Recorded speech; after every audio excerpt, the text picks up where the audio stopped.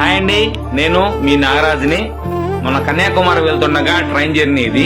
ఆ ట్రైన్ లో డైరెక్ట్ గా కన్యాకుమారి టికెట్ తీసుకోవడం వల్ల ఇక్కడ శ్రీరంగం గుడి కనిపిస్తుంది కదా, ఆ గుడి శ్రీరంగం ఇక్కడ దిగలేకపోయాను. చాలా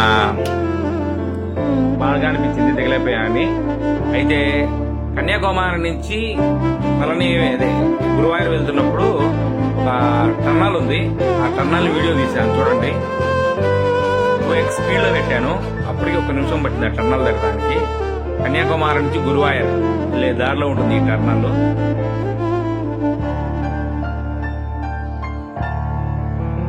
దాదాపుగా 1 నిమిషంన్నర నుంచి 2 నిమిషాల దాకా పట్టింది ఈ టన్నల్ దాటడానికి. ట్రైన్ కూడా అంత పెద్దగా స్పీడ్ పోలేదండి, 40లో పోయింది.